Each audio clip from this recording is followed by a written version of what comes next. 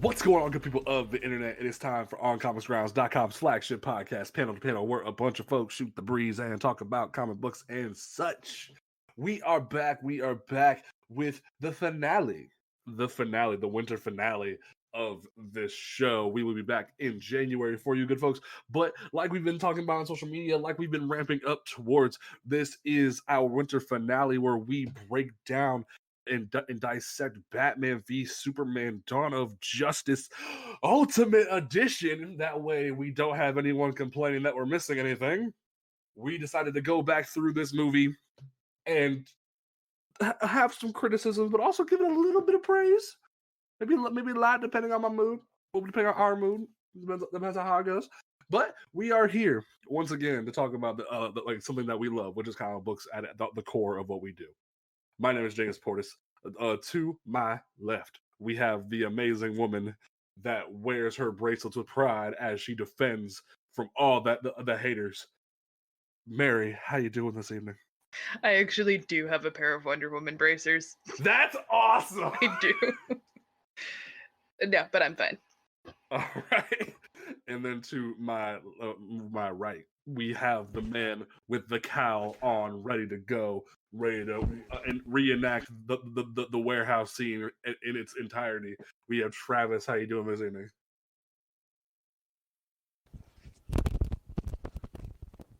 What up, y'all?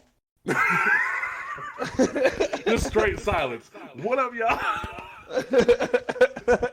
He's just building mystery. Oh my gosh. All right.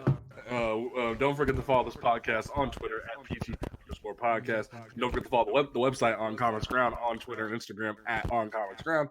And you can check out the website on ComicsGround.com. Put some hyphens between those words for me, where you can check out all of our reviews, previews, solicitations, and more every weekday. But for the next 2 weeks, you won't see as much. We're going to be going on winter break, like for the entire staff. But we will be back in January with more. But there will be a little bit of content sprinkled throughout the next 2 weeks. So please look out for that.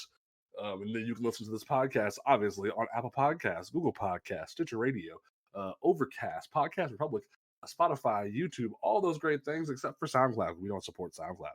All right, we're going to go ahead and dive into this. So we'll go ahead and give the first initial thoughts, or just the thoughts of now that with us being Man of Steel, BVS, Justice League, Wonder Woman, with us being 6 movies into technically what is still being known as a cohesive universe, despite what they say.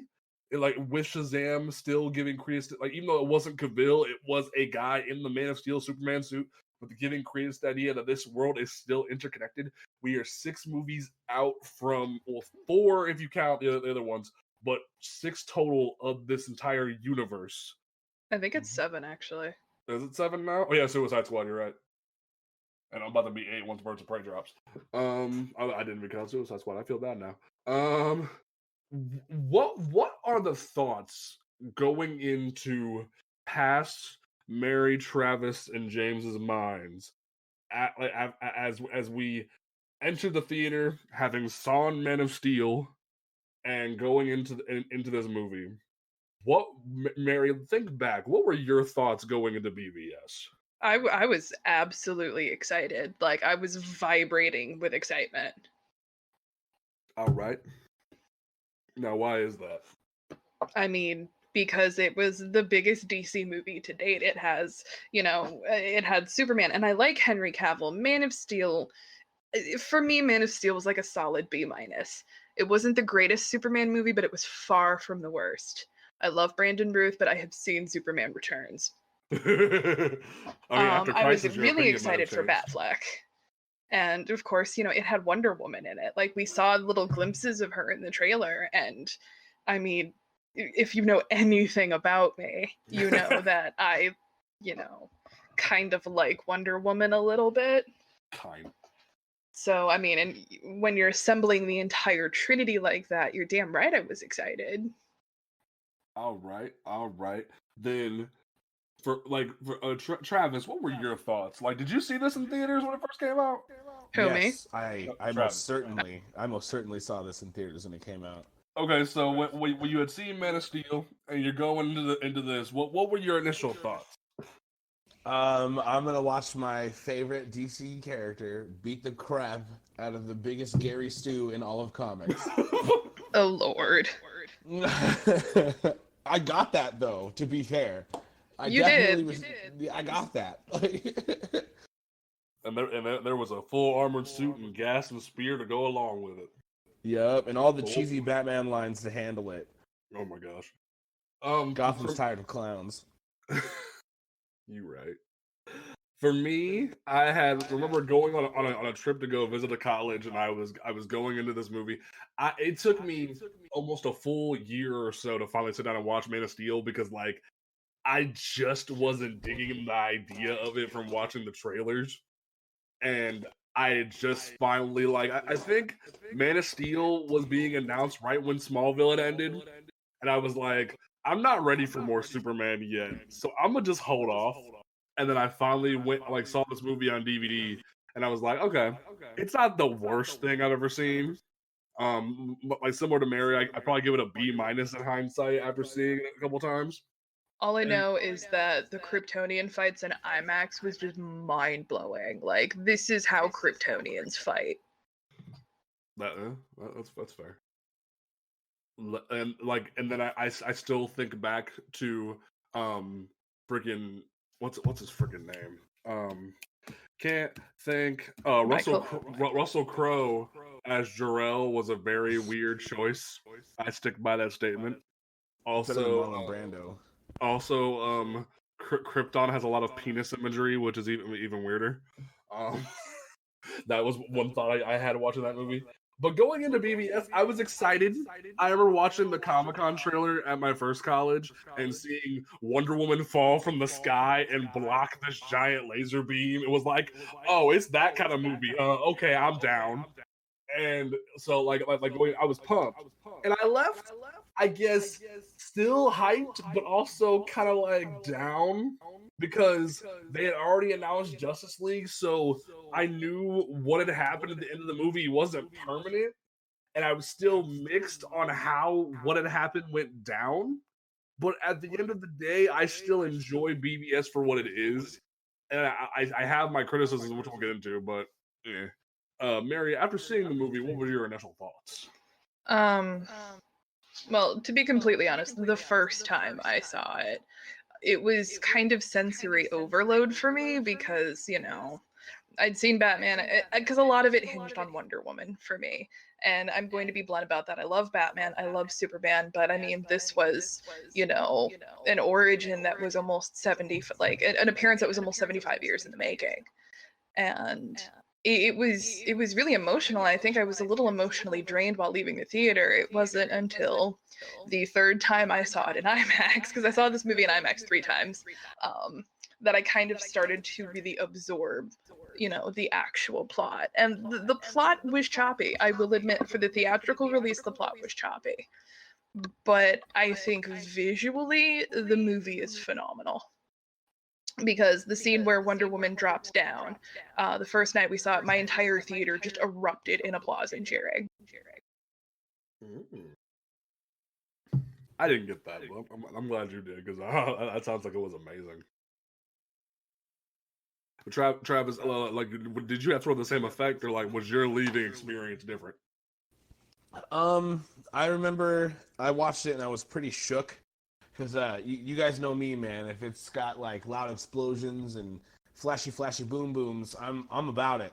So I was pretty starstruck the first time I watched it, but it's one of the few movies I did see in theaters more than once. I didn't see it in IMAX because my podunk area doesn't have an IMAX, but the second time I saw it, I definitely enjoyed it a little more thoroughly. And Mary is right where the plot was really, really spotty as far as the theatrical release was concerned. But I remember I took it in as if like maybe I had lived in that world. And maybe that's what Snyder was trying to do, or maybe that's what the studio was trying to do. But I remember enjoying the plot overall, and then catching a lot of flack for enjoying it so much. All right. I think the only thing, and kind of the elephant in the room, the only thing I really didn't like about it was it's hard. Bruce's merciless killing people. That was the one that kind of was like, what? For the movie. Okay. But after watching it again today, I made sense. So. Okay. So we'll go ahead and dig into this movie. We're gonna go through like we won't like sit here and drone on forever, but I want to go through each sort of chapter of this movie and dissect what had happened and let y'all gauge our opinions of what has gone on. So movie kicks off and we get a replay of Batman Begins. I mean, we get Bruce's origin where we see the thing we all know. Him like the death of Thomas and Martha Wayne, and I do think like the Pearl imagery and how it's shot and like, everything that goes on is very well done. I do want to give Zack Snyder his credit that he is a very good cinematographer. When he wants to shoot a shot, it's always amazing. And like people give him shit for like his like slow mo shots and stuff like that, but he is killer with a camera, and I really do appreciate the work he does with this specific scene. Granted, I was kind of overseeing Thomas and Martha die for the 100th time, but like, you do what you will with that. Like, I don't know if y'all have any mixed feelings on this being redone. Silence. Travis, do you have any thoughts?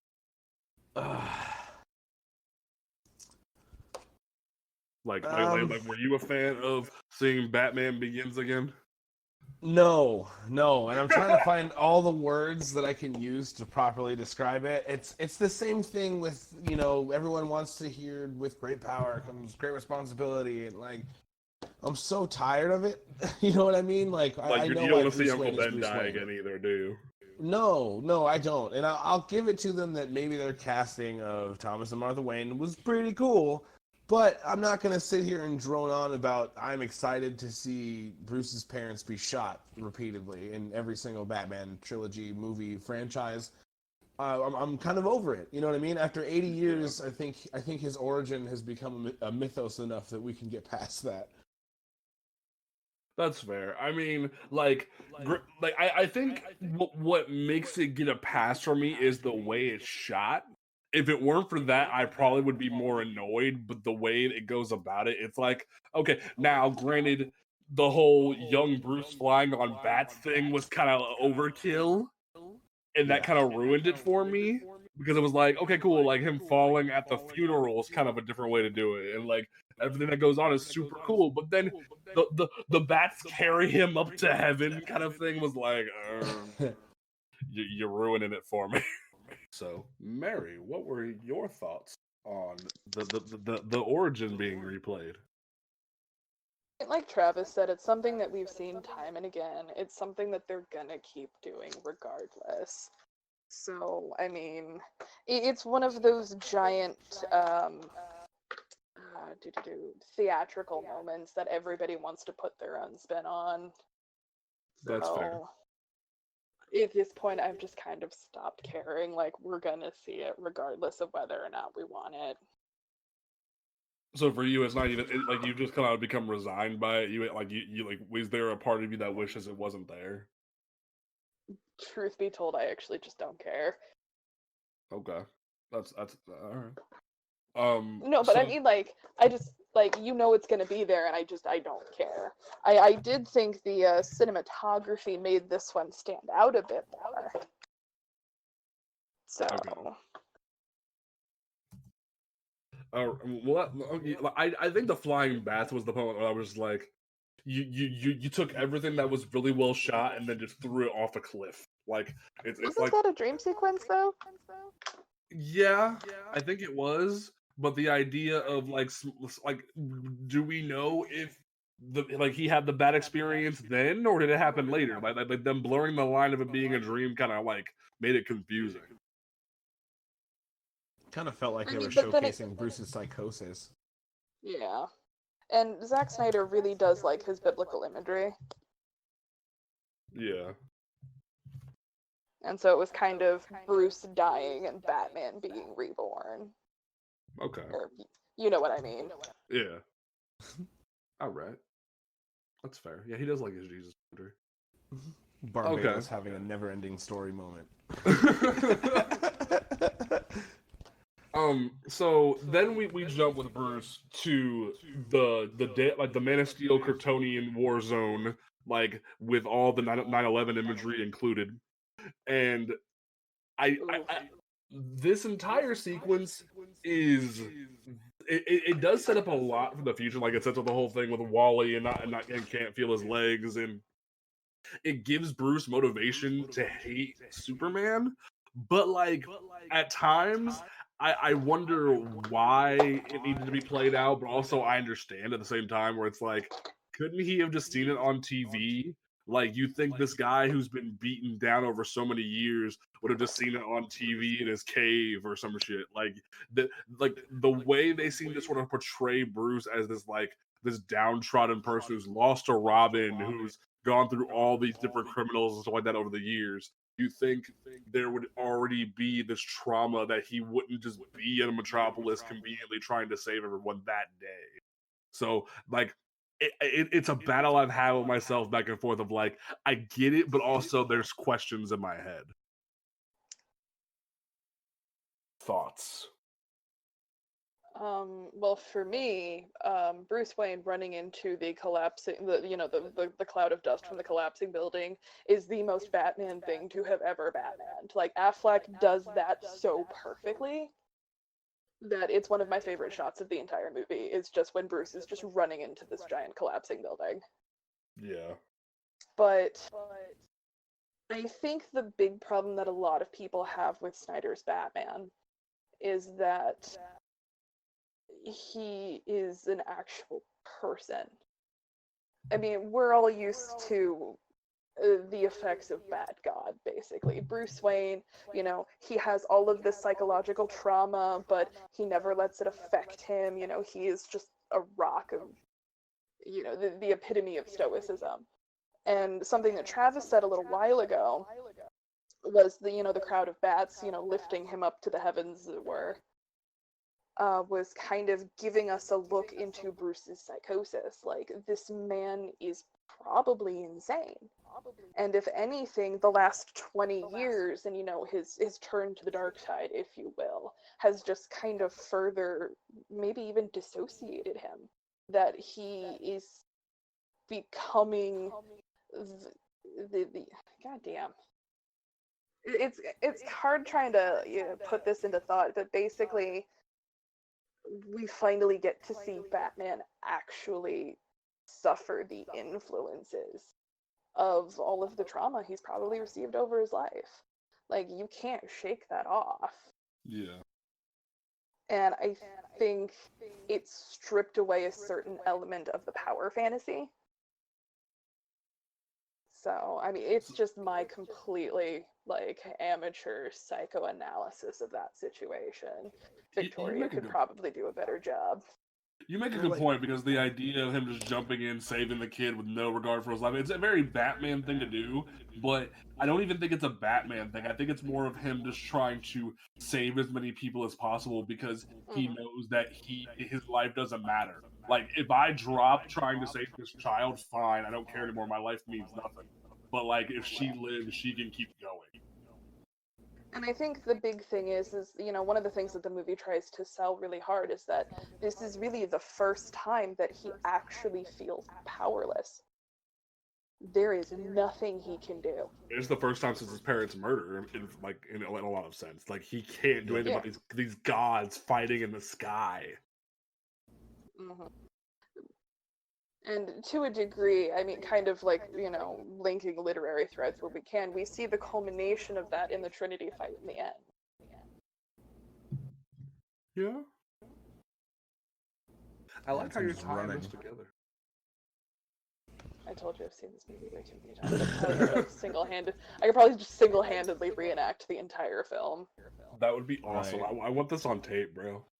Well, another thing they kind of really like skimmed over, I guess they show it in the movie a lot, but if you don't think about it, there's nothing past about the imagery. The bat brands, that was a new thing.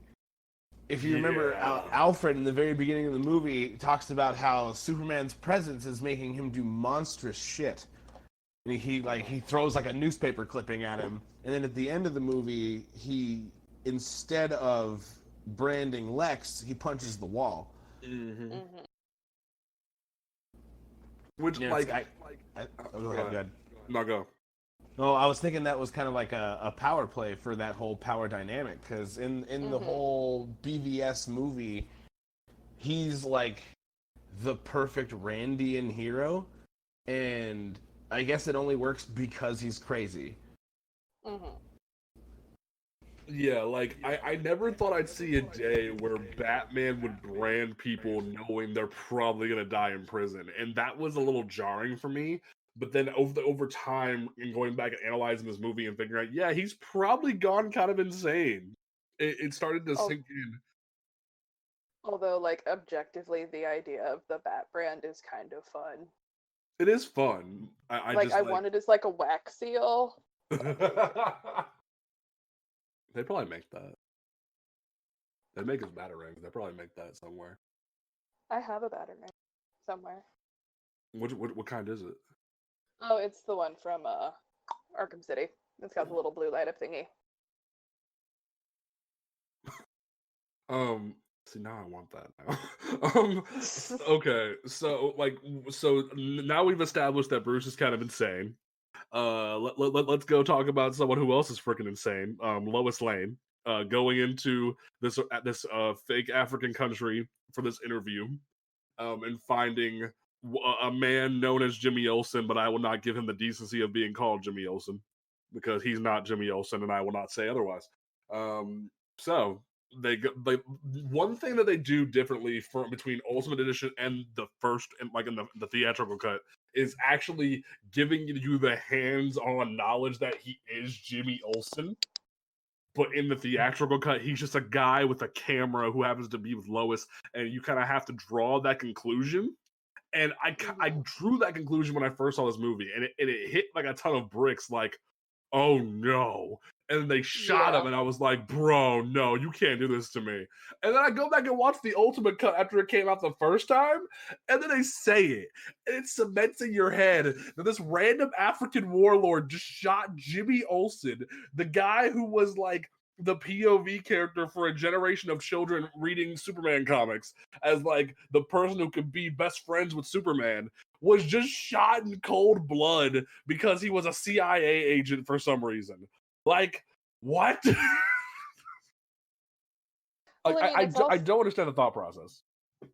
Well, I think it's for the very reasons that you just outlined. It was indicative, like you just said, Jimmy was the focal point because he was created for the radio shows as a stand-in for the listener and then for the reader, and then this, that, and the other thing. Jimmy has always essentially been the audience.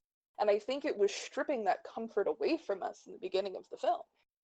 Because, yes, we're familiar with Man of Steel, but this kind of reinforces that point of this is not something we have seen before. The movie is meant, narratively, if you will, to make us uncomfortable, like this, that, and the other thing. I mean, okay, yeah, fair. It does kind of cement it over the top because we've already seen Clark kill a man by just snapping his neck in the first one, which I've had my arguments about, and I've kind of just gotten over it at this point. But like, now you're just gonna shoot Jimmy Olsen in the freaking head. I was like, I mean, it is Jimmy Olsen. Do we really care that much? I mean, like, to an extent, I do. From like a history standpoint, I do like archiving the idea of how, like, what he means to people. I think like for me, I had already kind of seen Jimmy Olsen die by watching Smallville because like Iceman as Jimmy Olsen is still freaking hilarious. But and then seeing him die by the hands of a better looking Doomsday on television is also even more funny. But like that jarring effect kind of screws with you a little bit. Like, did you feel that way? Mary, Who, me or Travis? I was on Mary. Oh, it was definitely shocking. I'll admit, Okay. but I think it was kind of meant to make the viewer uncomfortable. Okay. Travis, what are your thoughts? Honestly, I thought I viewed it as a weird, how do I say, disconnect from any golden age relevance. It was symbolic of that to me because it was always Yeah. Jimmy Olsen. Here you go. He's got his take on it, and it kind of makes sense because you're a person like Jimmy. No, he's the CIA. You're the CIA, and you're both dead now. Like that's kind of how the movie starts. All right. And then, like, immediately after this, you see Clark swoop in, blow up the freaking, like, missile and the drone, and just slam into the thing. And Lois is just like, I'm gonna go ahead and put my hands down now, because he's got this. And Clark just runs this dude over like a freight train. And that dude's probably dead. Like, it's over. Well, I mean, this is far from the worst situation we've seen Lois put herself in. Like, That's very I true. can you could take a stack of Superman books, throw them into the air, and pick one up off the floor, and I bet you $10 Lois is in some kind of has put herself in some kind of dangerous situation for a story. Probably. So I think, like, though I remember people joking before that, like, Superman just taking dude out kind of like cements the idea that, like, yeah, Superman kills people now. Like, who cares? Which that's still kind of jacked up, in my opinion. Like, he seems to only do it when the lives matter. It's not like he's just mercilessly killing people like we see in the Nightmare later. It's actually him trying to do what he thinks is best.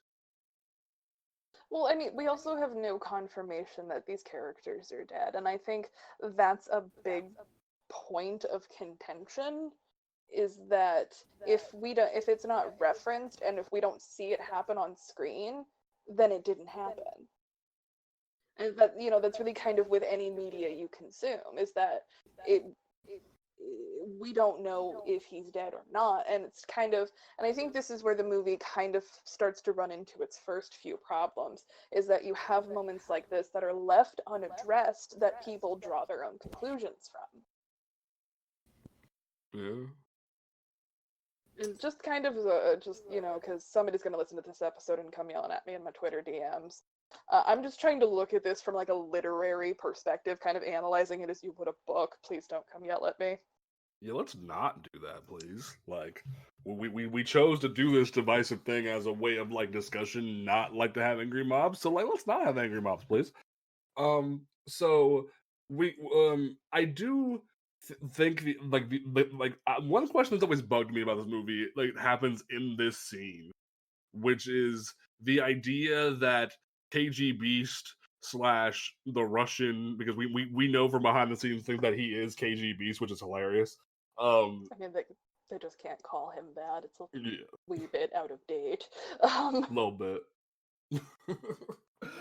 And just a weensy bit. Nah, he shot Dick Grayson. He's still KG Beast. I'm talking about the KGB. I'm talking about the KGB part. That you right. My name's not Rick. Anyway, like the whole thing where the KGB and like Luthor's men like orchestrate the idea that Superman burned those people. Like, how does Luthor have this much insight ahead of the curve? Like, A, how does he know Lois is there? B, how does he know that he can set up this entire orchestrated plan? Like, that entire thing had me like, huh? Like, because there was even the part where KGB is like, he's on his way. We know he's coming. Like, how do you know this information? Like, And I think that's where the movie runs into its second problem, is that it mashes up narratives from the Silver Age. And the reasoning for any Superman book in the Silver Age is because Lex. Like that's the whole point, is because Lex. And yeah. it works for a comic book in the 70s. It doesn't work for a modern film. And I can see what Snyder was trying to do, but it tripped and it fell on his face, and it just bleh. Oh, no. Well, because I mean, like I said, you have all these little dangling points of, okay, how did Luthor know any of this was going to happen? And if you translate the scene to a comic book, the rationale would literally just be because he's Lex Luthor. But that doesn't work for a movie. That's yeah. Now, granted, what actually happens like next? We'll jump to this because we're actually talking about Lex now, and we'll come back to the whole bathtub thing in a minute. But like Lex's portrayal in this movie, there's the possibility that he can know all this information, but the way they do him in this movie doesn't fully convey that he has all the cards, and yet somehow he has all these cards. And he keeps grabbing information from off camera, and it leads people to be like, how do you have all of this? How do you have all of this information? So, like, there's like that whole thing there. I don't know how what you think of like Lex, as it were, in that situation. Travis, what do you think? About Lex in this Yeah. movie, or in what, Like Lex and like him having all this information, or in him knowing that Lois is going to be there, or just Lex's portrayal, because we're going to go to that part next. I liked Eisenberg Alexander Luthor personally. Thank you. I do too, honestly. Like, I don't know, like it was the perfect way to do it. Yeah, and I liked the whole, hey Lex. He goes, no, that's my father. He was the Lex before the Corps. Like there was a whole thing with that, and then they allowed him to be as eccentric as possible because Alexander doesn't get really much shine other than being as diabolical as his dad. Yeah. But what I think I really liked is he knew everything because he was pulling all the strings. He was literally the puppet master. I mean, for me, when it comes to him, Grant, like everyone kept saying, like, "Oh, Eisenberg sucks," yada yada. I'm like, no, this is literally what Lex Luthor should be from a modern setting. Like, yes, it's kind of like ironic you got the guy who played Mark Zuckerberg in a movie to basically be the modern Mark Zuckerberg version of Lex, but at the same time, Eisenberg really sells it. Like, he makes it as insane as it needs to be. Granted, the whole like peach tea thing was a little much, but like as a whole, this idea for Lex is almost as good as Rosenbaum's like modern industrialist kind of Tony Stark version of him in Smallville, where it's like now we've evolved into this new generation of like eccentric person that is trying to kill the god. Like it was very interesting. I think it gets a lot of hate for no reason. People don't like to think Silicon Valley hipsters to be threatening. Yeah. Yeah. And I think part of what I liked is that there is an element of the irreverency of Gene Hackman's Lex Luthor. Because if you go back and watch Superman the movie, he's kind of all over the place. And I think that there's an element of that Eisenberg brought to his version of Lex. Yeah. I haven't seen that one in so long. I do remember what you're saying. Like, it's like, wasn't Hackman not even that big on even reading the originals? He was like, I want to make Lex as crazy as I want him to be until he needs to be bald. Yeah. I mean, because, Reeve wasn't even the draw for the film. It was Brando and Hackman. Like, they were the ones that had top billing. Shit, I didn't know that. Mm-hmm. Because Chris Reeve was a nobody. And, I mean, you have Marlon Brando and Gene Hackman in your movie. You're going to promote the heck out of those two. Reeve actually had third billing. Good. Wow, I learned something new today. So today in comic book history. See, that's why we need to have that as like a thing on the website. Like that would be amazing. like we have the ultimate historian on hand for everything, and I love it. That's why like this entire team has been so good this year. So now that I've done like had my heartfelt moment. So we go from Lex trying to gain access to not only the kryptonite that has been discovered offshore, which is like I can't remember if the offshore kryptonite scene was added in for the Ultimate Edition or not, because wait, no, it was not. It was already there from the original theatrical cut, if I recall. Yes. Oh lordy, I don't remember. I believe it was. And then the whole thing with the African lady at the Senate was added in for more context to give her a bigger arc. Which her arc was Yeah. kind of stupid, but whatever. And Lex goes from not only getting access to this rock, getting access to Zod's spaceship, and begins his process of trying to figure out basically how to kill Superman. It was kind of insane, and it just, while I like the idea of him having all these cards already on the table, it's kind of insane to think that he's already kind of won the whole gambit before the movie's even taken off. Mm-hmm. I don't know, like, Travis, do you have any thoughts on that?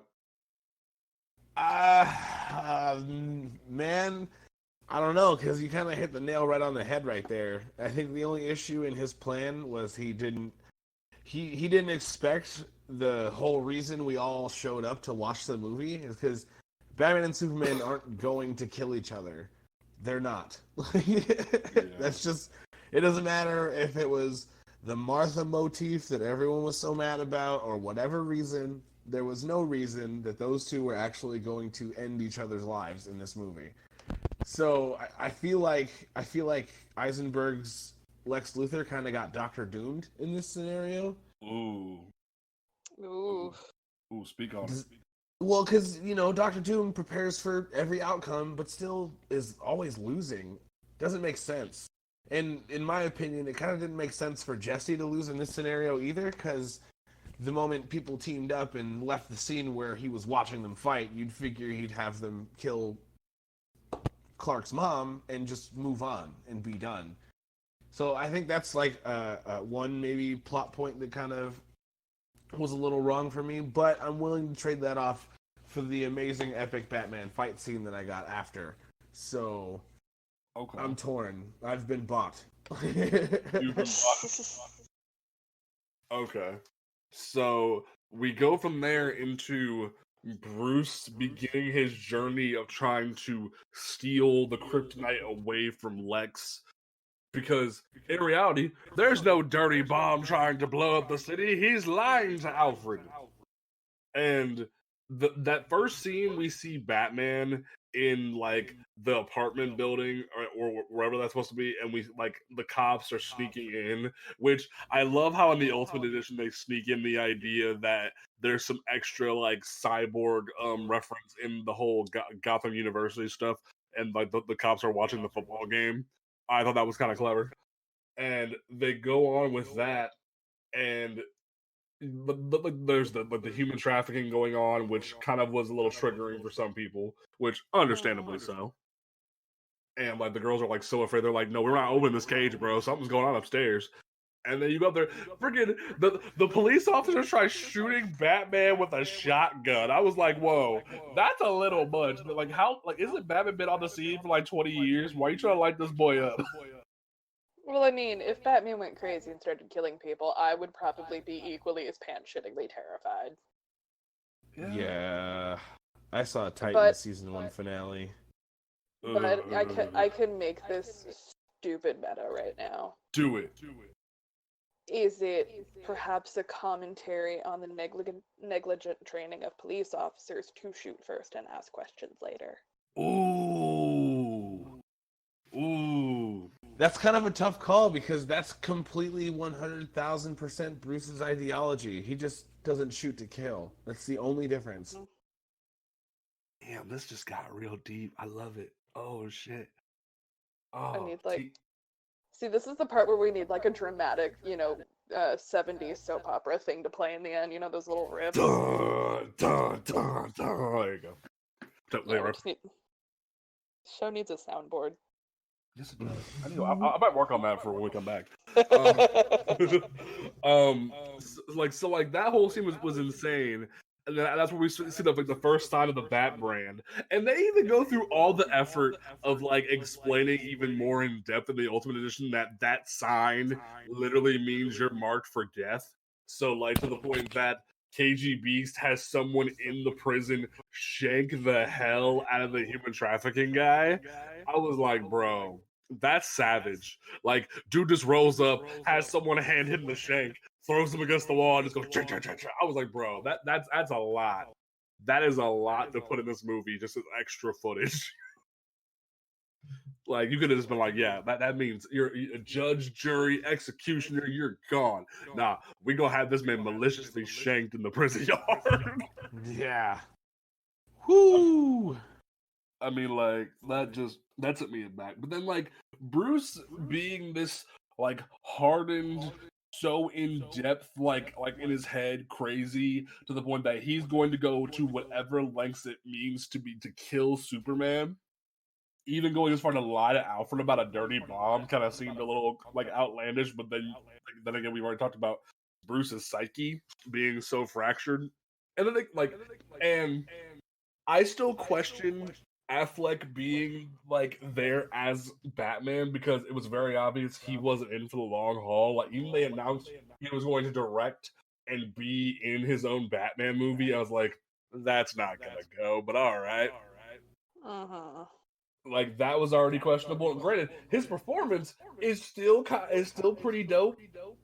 I like that they didn't just go, I'm not wearing hockey pads and like force the throat cancer voice on him like they did with Christian Bale. They like did the whole it was so bad. And like they actually put the whole like voice modulator like because they're so worried about in a modern setting or in like a real world setting, people knowing that like Bruce's voice is Batman's voice. Like oh, that frustrates my soul. But I mean, I think in the day of modern social media, like somebody, and even in the comic book universe, it would not be difficult to figure out that Bruce Wayne is Batman.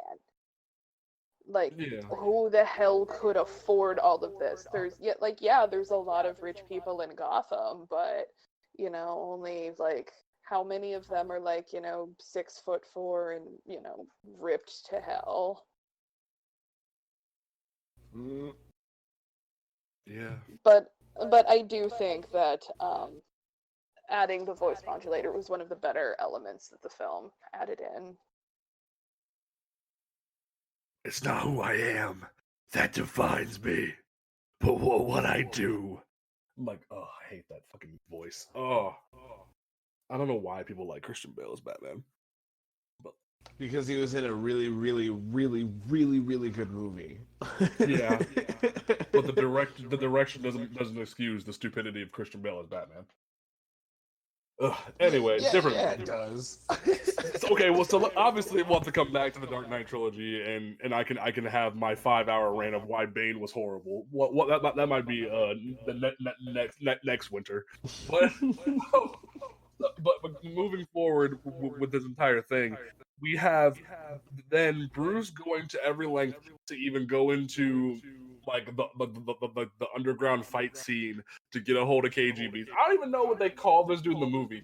I'm calling him KGBs because I found it out a while back. I'm like, yeah, cool. I'm calling you KGBs because they called him the Russian. The Russian. Okay. KGBs is fine. And like Bruce does that whole thing like, ooh, a model taught me Russian, so I know this one line and we can be friends. But then dude's just like, nah, peace out. But thankfully Bruce copied his phone just in time. But like that whole scene definitely drew back to the idea of what Pattinson and Reeves are talking about for the new like Batman movie that's coming up. The idea of there being real detective work in a Batman movie, which that is something would be that's nice. because we haven't had that in so long. So the idea that it could happen, even that a small little bit with Affleck, was actually really refreshing. Hell, what happens at the Lex Luthor party scene, like a few scenes later, shows even more the idea that Bruce can actually use his brain rather than just his fists and being the Bat God, as Mary has already talked about. We were so used to seeing Bat God beat everybody down and move on, but we haven't got to see detective version of Batman other than the comics and I guess the Arkham games for a while. I don't know if you guys have any thoughts on that. I mean, I think you pretty much hit the nail on the head there. Okay, cool. Then we have from there, which is I didn't put this in the notes. I feel like it does bear mentioning. Lawrence Fishburne as Perry White riding the hell out of Clark Kent is one of my favorite parts of the entire movie.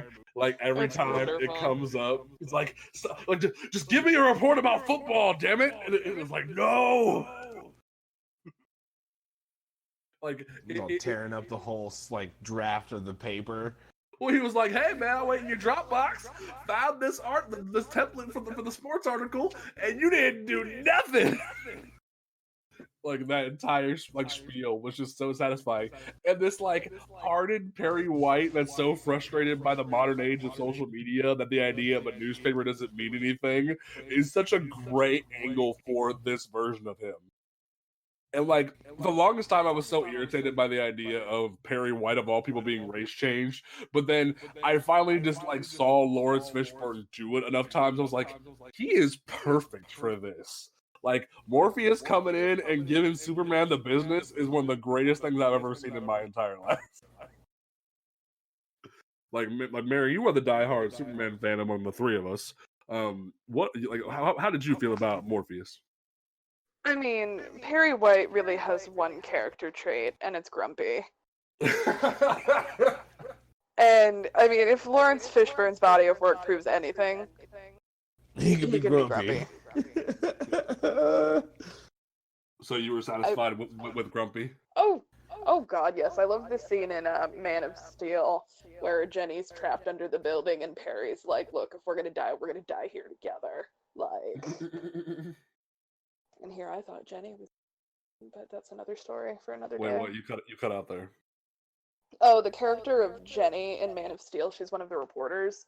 I Yeah. thought she was going to be Jimmy Olsen.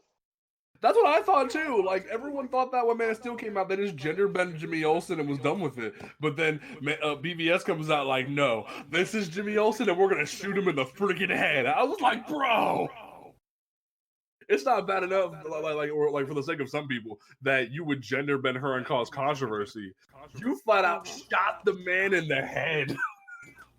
Yeah, I will die on that hill. That was a bad move.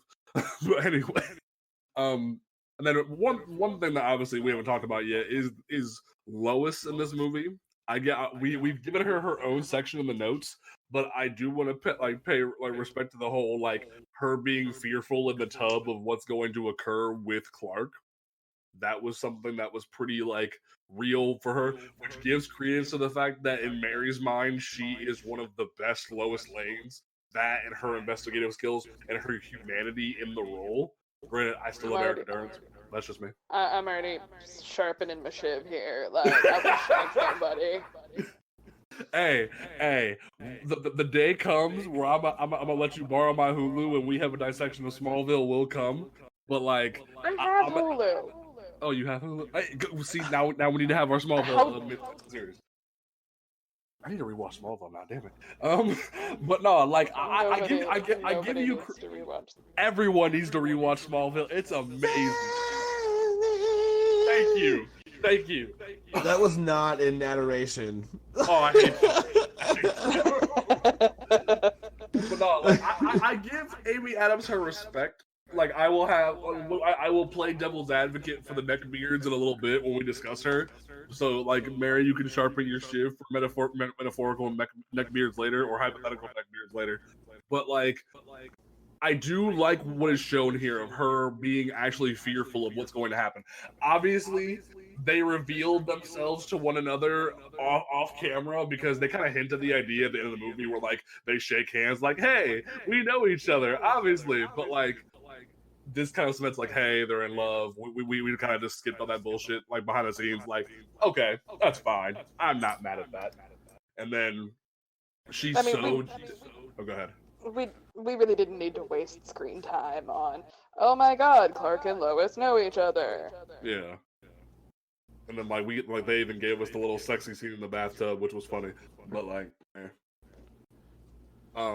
so we move on, and the whole idea of Lois's character arc of going through and trying to figure out what this bullet is will be discussed in her section. I just wanted to give credence to the idea that she is very well done here in these couple scenes where she's like, "Hey Perry, I need to go here. I need to go to DC," and the Perry's like, "You're flying, Coach."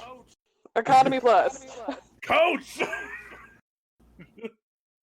Which even shows the pettiness of Perry, where it's like, yeah, the newspaper's failing. We don't have a lot of money. Ride your ass and coach. That was even funny that he's just trying to pinch the dollar as much as possible because they're kind of getting screwed by modern media. Anyway, we go from there into the party where we already talked about. Bruce is already having his detective skills on. And Lex is just going crazy here, where he's just giving this speech, and he's trying to give this whole thing about Prometheus and the fire, and how he thinks he's Prometheus trying to be better for society and everything else, and that whole thing. I was like, this is really weird. And I don't know if either of you were able to dissect that jargon, because I kind of lost track when he started repeating himself. I think it was trying to outline to us the unchecked trauma that Lex has dealt with. Because Snyder seems perfectly content to point out all the shattered psyches. Yeah. Oh, yeah. Between the Red Capes are coming! That was a great metaphor. And this whole back and forth that Lex has with the Senator on multiple occasions, it's very weird. He's so dead set on getting her to go with him on this whole plan, and she's like, "Nah, fam, I'ma block that rock from you." Also, Elastigirl being the one to challenge Lex Luthor is still very, very jarring, and I don't care what anyone says. Because Holly Hunter, I love you, but it's very weird trying to see you fight against your own kind. Just saying. All right. So, at the party, Bruce goes down, plugs the thing in. What we find out in the credits of the movie, Mercy Graves walks in and goes, "Hey, Mr. Rain, what you doing down here?" He's like, "Oh, I thought this was the bathroom. I had too many martinis." And they totally buy it, and it's hilarious. Which maybe they didn't fully buy it, because apparently Lex knows who he is. Don't know if that was ever fully explained, but that's a thing. So Mercy's just kind of like, "Yeah, get your ass up the stairs, Batman." And then he goes back down later after it's all over, and Diana has seemingly stole his device. Oh no! And runs back upstairs, and we have the dick measuring contest. Mr. Wade, how do you feel about the Bat Vigilante in your town? This scene specifically, I like it, and it even gives I don't know, creators homage, whatever. It gives identifiability to the idea that some people have speculated that Jared Leto Joker was once a Robin, which is hilarious. And they even there's two different occasions they do that reference of maybe Jared Leto Joker is a Robin. And then they go back through this, and then Lex is like, "Hey, I love bringing people together. I know both of your names." That was the first indicator to me, even in the trailers, yeah, you know who both of them are. Thoughts on that whole interaction? Well, I mean, Lex Luthor has always wanted to kill Superman, but he has the flair for the dramatic. And that, time and again in the comics has what's proven to be his downfall. So It would have been, he had the kryptonite at this time, it would have been super easy just to shank Clark at the party. Which would have been hilarious. It would have been hilarious if he just stabbed Superman in the ass with kryptonite shank. But I think it's just the pageantry, because even Lex's speech is pageantry, because he starts to go off kilter during the speech, and this whole thing is just performance for him. And not only is he putting on the performance, but he's putting on the performance to instigate another performance for his own pleasure, kind of a thing. And I think that's just kind of indicative of how fucked up Lex Luthor actually is. That, it's kind of a cat and mouse thing. Like, he knows what his plan is. He knows his plan is going to work. And he's basically playing with his food before he eats it. Okay. See, and what kind of bugs me though is the idea that Lex shouldn't even have a reason to kill Superman specifically, other than he's fearful of what could become of him. Like, that's the only motivation Lex has to actually go after him so relentlessly. Like, he just shows up like, yeah, I'm gonna kill God. Like, I mean, Lex's whole motivation is that Clark is a superior being, and Lex believes he is the superior being, and he needs to prove that Superman is not all powerful. Superman can be hurt. He can be killed. Lex is the superior intellect. It's classic narcissism. Yeah. All right. Travis, your thought? I really liked that whole exchange that they had, honestly. With the whole Gotham is tired of people dressed like clowns. That made a lot of sense for me. Like the way Affleck embodies Bruce Wayne, it's hard to explain. Like he breathes this energy of like dirty, grimy, rich Gothamite. Does that make sense? Yeah. No, absolutely. Like in that conversation, he feels like, yeah, he's Bruce Wayne, but Bruce Wayne's from Gotham, and you don't fuck with people from Gotham. You know what I mean? Like, now, I will say the idea of Gotham being across the pond from Metropolis and Superman having nothing to do with that is still kind of funny to me. I enjoyed the whole Gotham is New Jersey thing, because New Jersey is garbage. Damn. Shade thrown at New Jersey. So savage. But I don't know, man. There was something about the whole... Because, I brought it up briefly earlier, the whole political implications between Superman and Batman. They kind of, brought that to a head in that conversation. With the whole, you decide who gets saved, and you don't really do anything. He doesn't do anything that's nice. Oh, well, this guy is actually killing people, but he does good things, and it was this weird... Batman's got a everything must be solved now type of ideology, and then Superman's like, well, that's evil. It's what it feels like. Does that make any sense? That makes perfect sense. No, it absolutely does. Okay. It's like Superman forgets that he can analyze any situation in a fraction of a second. Is kind of what that conversation feels like. And when he's faced with someone who reacts arguably as fast as him, but with less speedy perception, things are done sloppily in literally each other's eyes. They think they're both doing terrible jobs, which I thought was pretty funny considering. Okay. So now for the part where there'll be a little bit of divisiveness here. Diana. There are a lot of people within the community at large that say Diana is shoehorned into this movie. I disagree. Now with hindsight being 2020, the way she is done in this movie, I would have tweaked it a bit.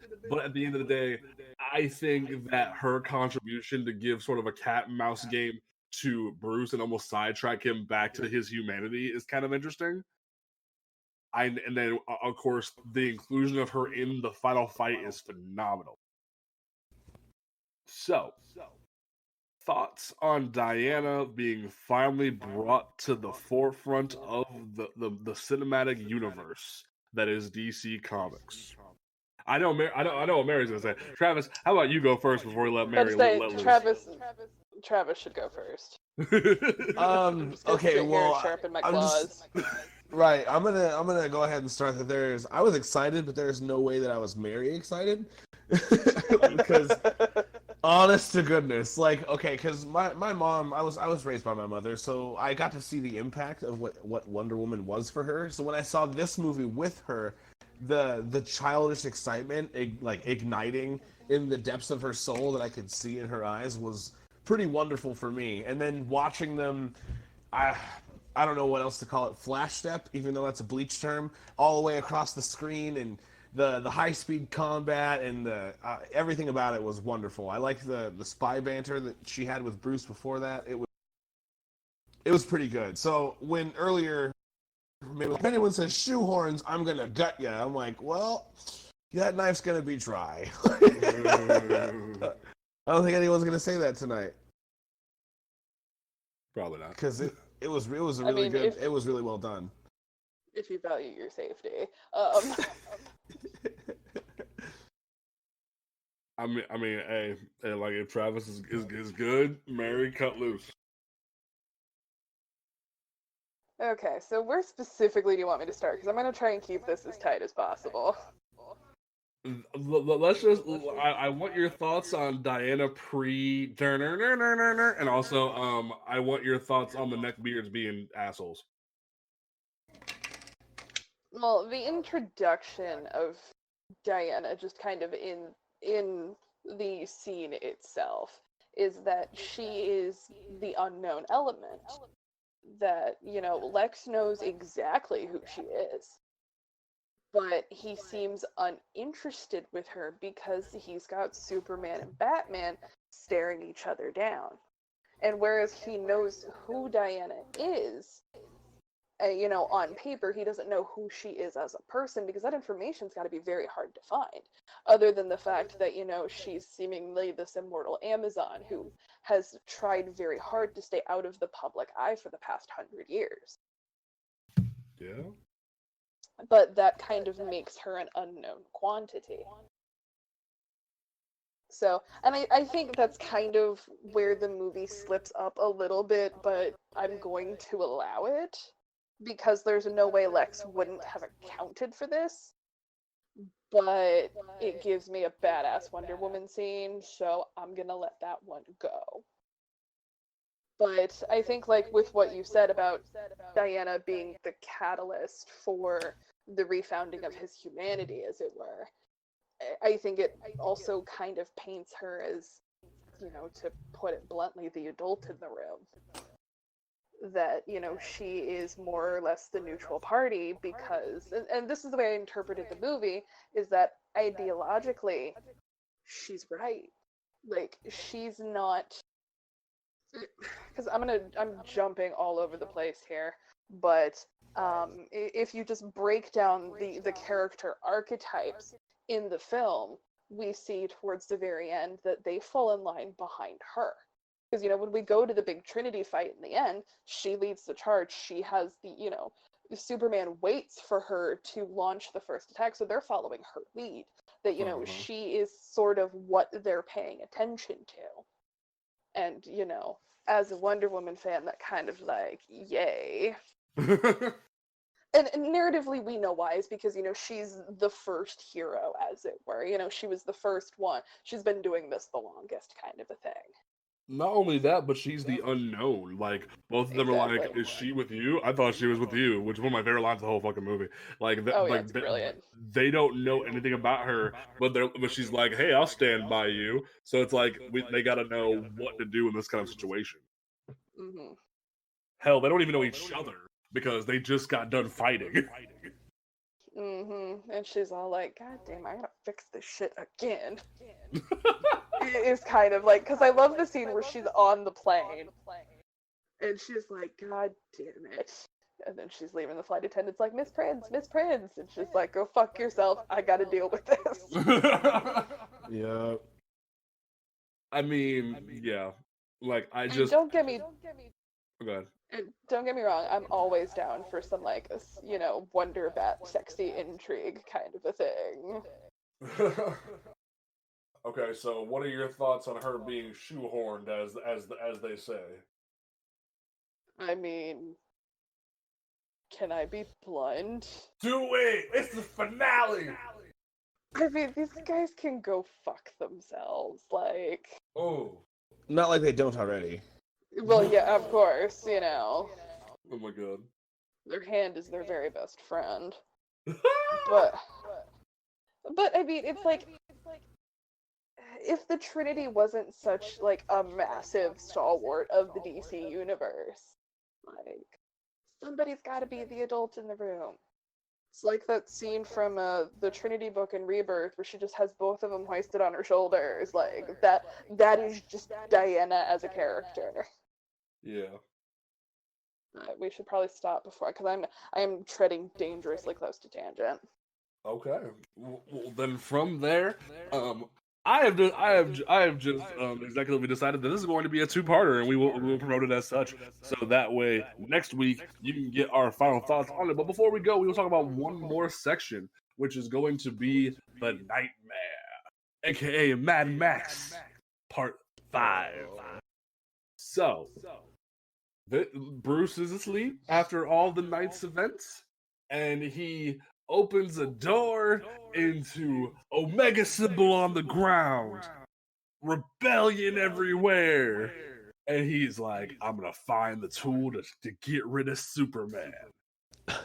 Case opens, and it's a light, and dude's even like, I'm sorry, man. I didn't want to do this. And then the stormtroopers show up, and they shoot everybody. And then Batman even shoots some people, which was kind of not okay, but all right. And like everything unfolds, and they take him into the into the little jail area, hanging from the ceiling. And Superman flies down, and they have that really weird sort of godlike scene, almost like a Red Sun comic book, where like they're bowing to him as he walks in. He just straight lasers everybody else but Bruce in the room to death, and then just takes off the mask. Like, you killed Lois, I'm gonna kill you. And it's like, this is some scary stuff, bro. I mean, it was a nod to Injustice. It definitely was. Oh, huge. But And- see, something Oh, go ahead. something that I want to know is that it's never necessarily been confirmed, but you know, when the parademons first start coming down and doing parademon shit, there's the blonde woman with the mask over her face that's fighting with him, to the point where she lands on the ground, throws her arm up, and he grabs and starts dragging her. Who is that? That's what I wanted. That's the great mystery of BVS for me, is who is that? It's spoiler. I wish, but no. Honestly, if you want my thought process, knowing how much of a Frank Miller horror Zack Snyder is when it comes to this movie, it wouldn't pass me if it was Dinah because of All-Star Batman and Robin. But that's just me. Because a lot of the theories I heard was that it was Dinah, it was Carrie Kelly, it was Barbara Gordon, because, you know, there was the whole Jenna Malone's gonna be Barbara Gordon thing. There was that, and then there was the one MTV Movie Awards where they flat out like announced, because it was right after Hunger Games that came out, and then she comes on stage like they said, "What's her face from Hunger Games?" and Robin in Batman v Superman. I was like, wait, hold up. What just happened? And she was Jeanette Clyburn. Yes. Like, that blew me away. Now, granted, she, like, after seeing her in Sucker Punch and in Hunger Games, she would have been a pretty good choice for either Barbara or for Carrie Kelly. I stick by that. So, meh. Now, there's the whole parademons thing. Like, I don't know if this was, like, Mother Box energy or Darkseid influencing Batman's dreams or whatever, or he just flat out saw the future. But normal nightmares don't usually involve you seeing stuff that you don't even know exists yet. You know what I mean? Like, the Omega symbol on the ground, parademons being a thing. Because if it would have just been like a wasteland and the stormtroopers would have been there and the Superman thing happened, that makes sense. Those things logically make sense given the information that Bruce knows. But like the parademons and everything else, I'm like, I don't fully know how Bruce has this information. To me, his nightmare kind of felt like, because it was the huge nod to Injustice, and of course there's the Omega symbol, which he knows nothing about. But I think another large part of it was they needed to make use of his psychosis to show like he's kind of a psycho boomer, for lack of better terminology. Because think about it, with like the only way that he could think that, you know, Superman's going to be this all-powerful god being is if he thinks that somehow eventually people are going to start signing their rights away to a weird authoritarian that Clark would never be outside of Injustice. Which is something that only Bruce can really imagine in his mind, honestly. Okay. I mean, yeah. Though, what would like if we found out that if it was sort of like Tony Stark's whole thing in Age of Ultron, where like something else had forced him to have that premonition, would have been kind of cool. But we don't even get that. It's just, oh, he has this crazy ass nightmare, and then the Flash thing, which we'll get to in a second. It still kind of irks me that all this is kind of thrown at his head like that. Well, here's the thing. I think here's the big literary question is, does his, you know, pardon the pun here, but does Bruce's batshit crazy mental state, does that make him an unreliable narrator? Yeah, that's true. Yes. Okay. So it like even throws the entire like scenario out the window for that. So then we get like part of me hopes this was time travel because cause some people have theorized the Flash thing is a dream. I don't think it is. I think it actually was full time travel because you have Ezra Miller running through time. He's like, Bruce, you were right about him. Lois is the key. I'm like, bro, what is this? And like they hadn't made Ezra shave his face or anything yet, and it just looks weird. And like he has the whole opening the face like Flash armor that's even even crazier than what ended up being in Justice League. And he's like, "Am I too soon?" It like, oh, that I love that scene, but hated it all at the same time. It was a cool nod for the Flash, but as far as shoehorns are concerned, I think that's where it went. Because I don't think that part was necessary at all. Yeah. Especially when later in the film when we have Diana uncovering the different files. We see him at the convenience store. Like, I feel like 2 Flash scenes were unnecessary. And it's like a lot of people like want to say Diana was shoehorned, but no, like the entire film is like it's trying to be a sequel to Man of Steel. It's trying to set up stuff for Justice League and other spin-off movies. It's trying to tell a story of Batman versus Superman. Like it's trying to also include Wonder Woman because they want to have the Trinity scene be a part of the movie and be integral to the movie. It's trying to like it basically introduce Batman to the entire universe because of it being not Bale Batman. Like it's doing so much in one movie. And it kind of crumbles under its own weight trying to do it all. It got too big for its britches. Yep. Oh yeah, and in the fire we lost meaning, but we earned really epic cinematography moments that you didn't care about. See, I think that's the big tragedy of the film, is that the cinematography gets lost. Yep. So fucking cool. Yes, it was. Last thing before we close out this first part is the do you bleed? So You will.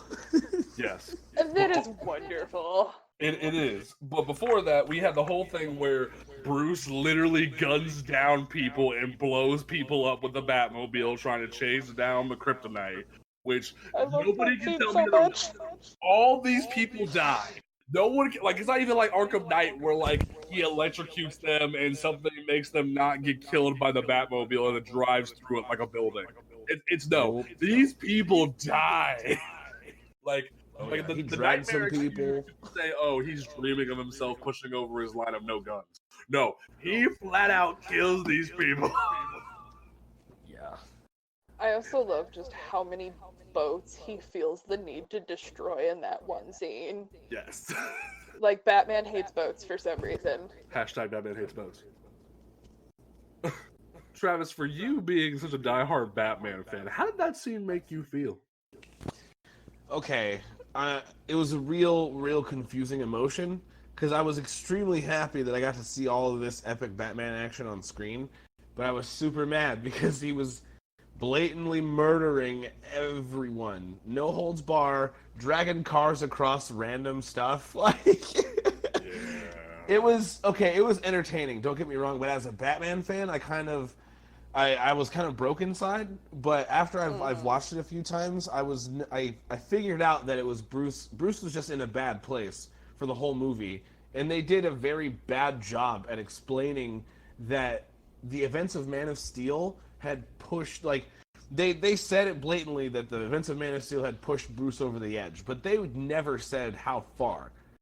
Mm-hmm. They kind of just, hey, there's this newspaper clipping of all the bat branding, but they really made it look like it was a normal thing that he was always doing. You know what I mean? Yeah. But the way when I was watching it today, I could make a case for it was being presented in a manner that Bruce had just started doing this, and Alfred was getting tired of him being so brutal because of these Kryptonians. So, I don't know, I'm mixed on it because Batman doesn't kill that indiscriminately. Ever. So, but it was also a very, very amazing action scene, and Affleck's fight scenes were wonderfully choreographed. So, it's a real bittersweet poop sandwich that I'm definitely going to take a bite of and eat. It's just Golden Age Batman. Right. It just slaps some purple gloves on him. I mean, Golden Age Batman killed everybody. Really right, did. with the weird ears, he just punches people through a guardrail. That's a vat of acid. That's what criminals deserve. Yup. Grapple guns away. Like, There was that time he shot a vampire. Like, no, he straight up shot a vampire. Like, no hesitation. Like, no hesitation, shot a vampire. oh my god. I love the Golden Age. Okay, so we're gonna go ahead and wrap up this episode here. We will be back next week for part 2. We're gonna wrap up our finale for you folks. Now we will be back January